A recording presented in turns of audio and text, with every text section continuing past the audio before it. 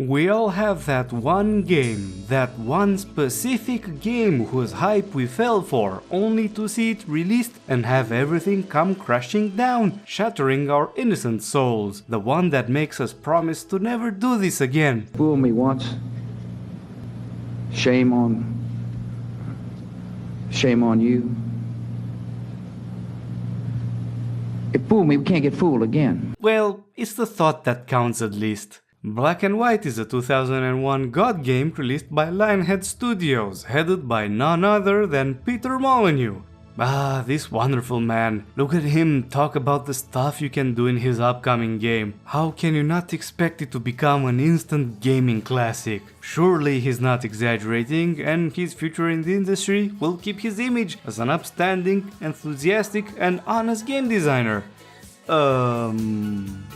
Let's get this right out of the gate. Black and White is not a bad game, but for my generation of gamers, it was the first bitter taste of the hype maxing pill, and boy did it sting. For many of you watching that caught those days, the source of this hype were the E3 presentations Molyneux did. Rummaging through YouTube's atrocious search feature, guys, do you remember when Google's bread and butter was being a search engine company? You can still find quite a few of these interviews in glorious 144p. The man manages to be an intensely enthusiastic presenter while explaining for the nth time all the stuff his new game will offer to players. All of these have an innocent vibe, a very far cry from how many people would describe Peter Molyneux nowadays. But in the case of yours truly, I had to rely on gaming magazines to learn about Black and White's freshest news of its development. Their stories of Molyneux's promises used up a lot of ink and paper with as vivid descriptions as they could have been done in written form. These articles may or may not have had the publication's trademark artistic license thrown into the text for good measure, but that didn't matter then. To a 12-year-old dork, there was no nuance to be read in these pre-release materials. The imagination was too busy wildly connecting the words on the page with what would now be considered laughably low quality screenshots and my personal projection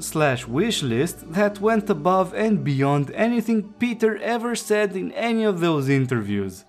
Jesus Christ, it's been 24 years since I read this, but you know, let's read some of this shit. So there is a section here where it describes your hand movement like so. You grab a tree with your hand, you carry it to a lake nearby, you shake the tree, you see the leaves falling into the water, the leaves drop on the surface of the water and they create tiny ripples in the water, and then the leaves get to flow downstream. Like, what the fuck? It never happens. And then later, when it's describing the Titan, as the creature was called in 2000 when this preview was written, it describes Peter Molyneux being surprised during an interview as he was seeing the creature dancing to a song and exclaiming, "Wow, this never happened before," and creating the illusion that even the programmers don't know how the creature acts. Like, give me a fucking break. Now add to the mix Molyneux's reputation at the time. His name was basically synonymous with God games.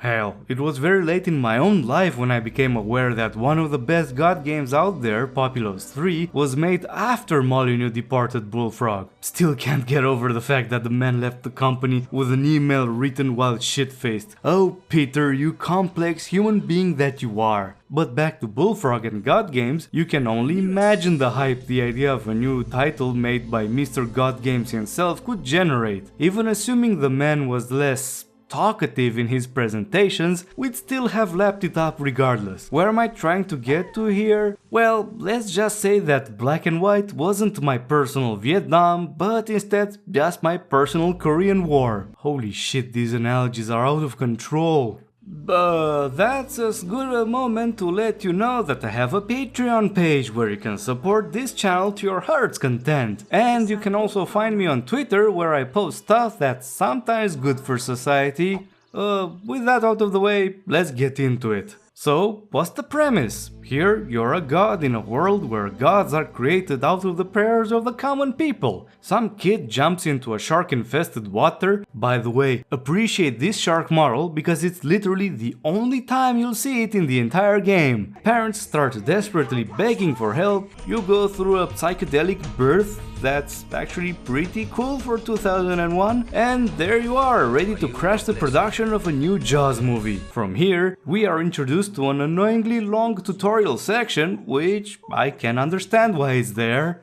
As a small comparison, Populous 3 still works as a strategy game today because of its rather minimalistic design. There are no resource numbers glued to the corner of the screen and no statistics of any kind to distract you from the essence of the game. The side screen provides a few buttons to build a few buildings and cast your arsenal of spells. Pretty simple to understand, right? Well, Peter Molyneux looked at this and said to himself, but what if I reduce all of this UI to nothing at all? And went for one of the most hyper-minimalistic designs I could ever think of. There are no buttons to click, no minimap to aid your navigation, and barely any keyboard shortcuts to make things smoother. If you want to see how many resources or people your villages have, you need to hover your mouse over stuff to read the tooltips. Pretty damn bold of Lionhead to come out in 2001 with a design that turbo nerds nowadays would call diegetic, but it also becomes the game's first challenge to surpass. Even basic stuff such as navigating the map takes a lot of work to get used to. Panning the camera is done by clicking on the ground and moving your mouse to mimic the action of grabbing onto the globe and swinging around. Sounds easier said than done, and there's little I can do to describe how much it fucks with your brain until you get used to it. Doesn't help that mountains are your worst adversaries since the camera gets stuck in them when you're trying to move quickly from one side of the map to the other. Well, yeah, there's no minimap either if I didn't mention already.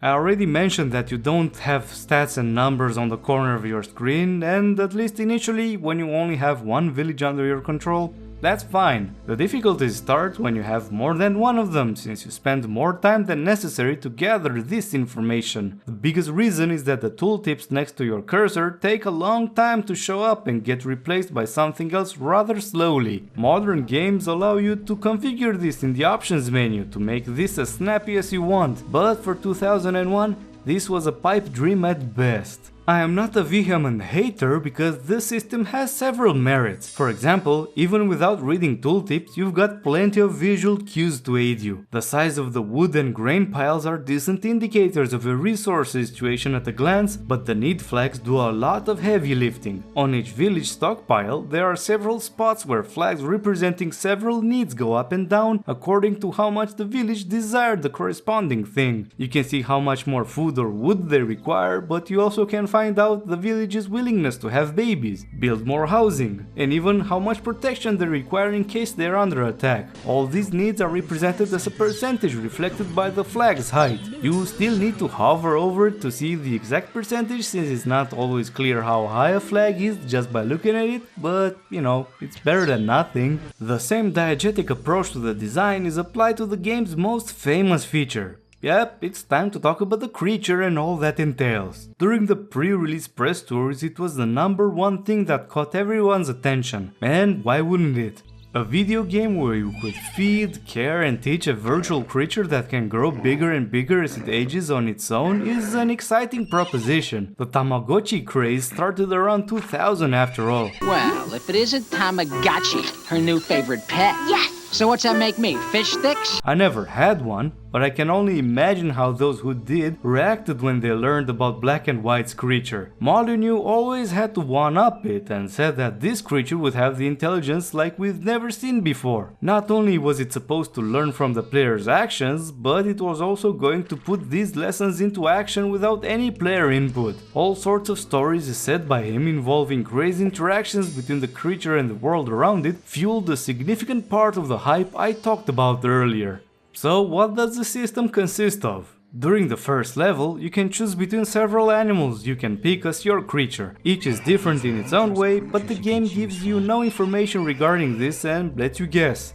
You can deduct things such as the ape being a faster learner or that the tiger is a better fighter, and that's about it. This way of doing things has its charm since it relies on the player's intuition, but it's easier to just look up the information on the internet and get detailed statistics. I was tempted to say that in 2001 this wasn't something as easy to do, but then I remembered that I found the information I needed on forums from around the game's launch with players drawing the numbers straight from the game's files. So yeah, I'm not a fan of mechanics pushing you into a wiki searches, even if unintentionally. Once you take the creature under your wing, you have all the responsibilities of caring for it. Besides helping its basic needs of food and rest, the main thing you'll have to do is to teach it. And there's so damn many things it needs to learn as well. You can teach it basic functions such as what to eat and how hungry it should be when it starts searching for food. You can teach it when and where it should rest. Then you can teach it how to interact with villagers, if you should behave nice or not with them, or if you should help them in their tasks. I could go on and on listing individual things, but the gist of it that if you dedicate enough time and effort, you can make the creature do a lot of beneficial tasks on its own, from supplying the villagers with resources or planting trees and creating new forests and so on. I could then go on and say that, yeah, the AI isn't actually some super intelligent and autonomous creation that revolutionizes everything. It's just a very complex series of scripts. But saying it like this is an unfair disservice to just how well thought out the entire system is when you dig into it. It's very responsive to the player's actions, so much so that whatever I experienced with it isn't entirely applicable to someone else's exploits. And you must remember, this is from 2001. While today you barely have games with such responsive AI mechanisms. The teaching process is reasonably logical. Performing actions in its presence allows it to learn as it attempts to imitate you. If the creature does something you agree with, you reward it with petting, and when you want to discourage its unwanted instincts, you slap it. This meter and the text describing its mood and behavior are leading indicators of the teaching process. This minimalistic design works because Lionhead went to great lengths to give the creature a wide range of ways to express itself. It's not 100% obvious what your creature thinks at a particular moment, but it gets pretty damn close to it.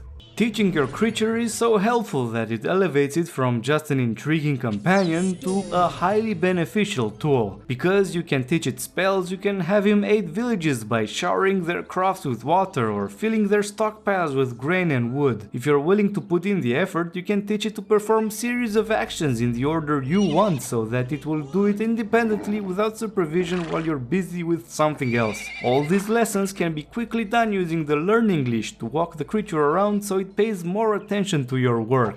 The most significant benefit of teaching it spells is that all this goes around your mana supply. It can repeatedly cast the same miracle rapidly without waiting for a mana charge like you do. Sure, your cast miracles can be more potent, but you're limited by how much mana you have. And with the help of these spells, the creature can expand your influence to uncontrolled villages even faster than it could already do. There's no better feeling than doing your own thing somewhere on the map only to get notified that you gained a new village because your creature was busy working on impressing its inhabitants without any command from your side. But the part I will criticize is the creature versus creature combat. Whenever you meet up with a hostile creature, they draw an arena and they start trading punches. Unfortunately, you're either forcibly sucked into combat and you can't leave it until it's finished, or you want to get involved but the game won't let you because you were too far away when it started. And while the combat itself has some neat ideas, it could be a better experience. You can click on your creature to block, on the ground to move, and on the adversary to attack, which fits the minimalist design but offers a very shallow strategy. Creatures can fight each other. We have an absolutely full fighting system, as complete as you'd find in any fighting game. You can also tell your creature to cast spells, which is the most important thing you can do during a fight. Unfortunately, the opponent doesn't seem able to do the same, making combat easy to win due to your vast advantage solely in this regard. For example, you can beat significantly larger and stronger creatures by spamming heal on yours whenever its health gets low. While yes, the creature has a limited mana pool that it needs recharging during combat, but at the same time, it really doesn't stop you from curb stomping bigger creatures.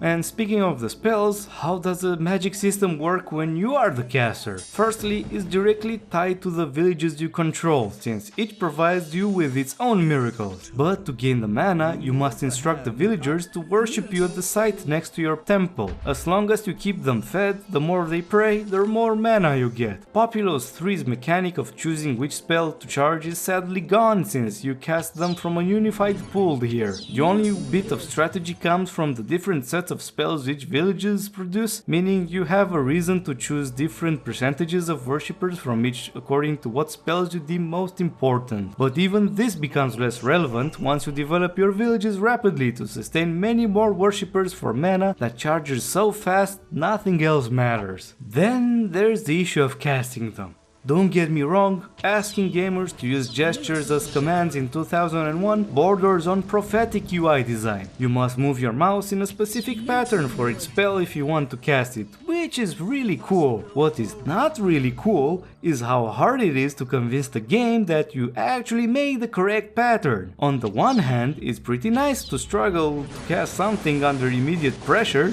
but generally the pattern recognition is inconsistent at best. Don't get me started on the more complex spells, getting them right is cause for celebration under these conditions. My instinct often told me to press the hotkey to get whatever spell I was struggling to cast, but considering how much it would have trivialized the experience, I'm somewhat glad this can't be done. And speaking of spells and mouse gestures, why the hell can't fireballs go forward? Look at this curve, what the fuck? Controlling villages isn't only about accessing spells and their worshipping energy. Your ability to control your people is minimal compared to Populous 3. In black and white, the only thing you can do is grab them and place somewhere else. You can't drag a box, select a bunch and command them to go somewhere. But if you put them close to things like a farm, a fish pond, a particular building and other things, you can turn them into specialists who will automatically perform one specific job. Expanding the population of a village is a lot slower as well due to a series of intentional design choices. First of all, villagers age as time progresses, and that includes living their first 18 years as children who just hang around and perform no tasks, while their elders inevitably die and require fresh blood to replace them. Then,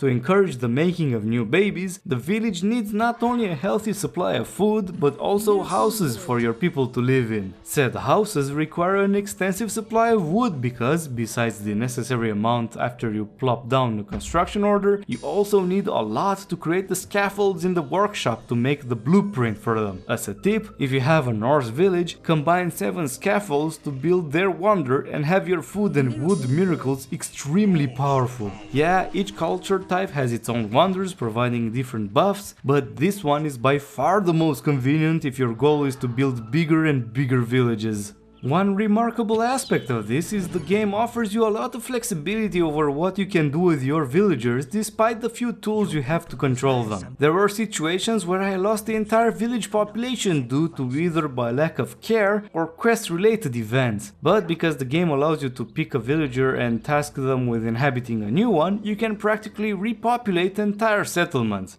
In one case, things were so bad that I only had 4 people and only 1 woman, which I had to bring to my main village. Oh my god, did I just say people and woman as they're different things? Oh my... I could not cast any miracles due to the lack of mana too, so I had little access to resources. After painfully slow babysitting and help from my creature, I made it into a thriving settlement of over 100 people. It felt great doing this because, as slow as this entire process is, it's pretty cozy to see it unfold. Another thing each village brings is the influence created by the collective faith of your people. Each gesture you make impresses these tiny witnesses, and taking care of their needs goes a long way in improving your status with them. Your creature's interaction with them counts towards the same thing, and this is one of the main ways you take control of neutral or opponent controlled villages. This entire mechanic is essential due to one vital aspect of the game. You cannot do anything outside of your influence's border. You can't pick up objects, you can't cast spells, but you can direct your creature to do things in your stead. But if you want to kill an opposing god, you will need to expand your influence to the point you can reliably assault their temple. All of these things have the unfortunate consequence of making gameplay very slow. No matter how fast you're moving around the map doing resource management, regardless of the stuff your creature does on the side, progress takes a long time. It's a relaxing game without a shadow of a doubt, but you aren't challenged like you were in Populous 3 as a comparison. It doesn't help that there are only 5 campaign maps, from which the first and half of the second serve as a very long-winded tutorial, and is followed by a third that is extremely slow, because, in a bit to challenge you to not rely so much on the creature to help you expand, Lionhead thought it would be very wise to take it away from you for most of your time spent here, on a map with very few sources of wood and a very nasty layout for your first village's location. It's as if they intentionally chose the conditions that made developing your village and further progress as slow as possible. As a reward for finishing this level, you progress to a 4th level that is a repeat of the first, but with a constant rain of fireballs and lightning bolts at the start. This is very annoying since your only viable options to stop the fireballs and save your villagers is to speedrun through a rather irritating puzzle due to how much time you waste when you mess up and are forced to restart.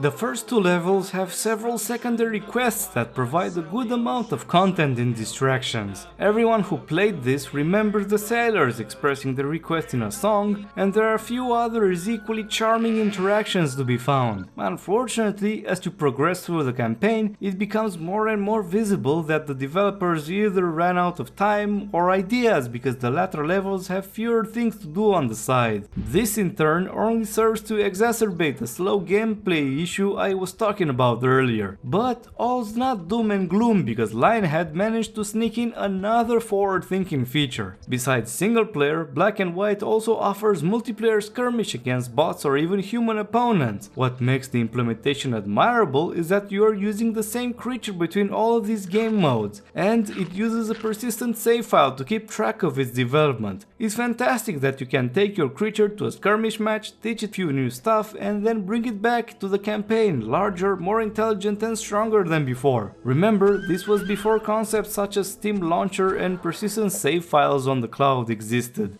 Although I have a considerable suspicion that it was easy to edit a save file and max out your creature without anyone being able to do anything against it in multiplayer, but I won't spoil this argument. So, as I said at the beginning, Black and White is not a bad game. It's a very neatly designed god game with great care in its systems. Its faults come not necessarily from its impossible to achieve promises, but because the overall package fails to deliver an experience that keeps you wanting more. As good and complex as the whole creature interaction is, it cannot elevate the rest of the game's boring simplicity. It's unfortunate that the general ire was focused on the hype instead of the rest of the game's elements, because I believe in this case it was a slightly unfair portrayal of Peter Molyneux. He fell short of his promises, of course, but there are a lot of great concepts and executions throughout Black and White. Thanks to everyone for watching. Click the buttons and share this video with your like-minded fellows. And until next time, cheers!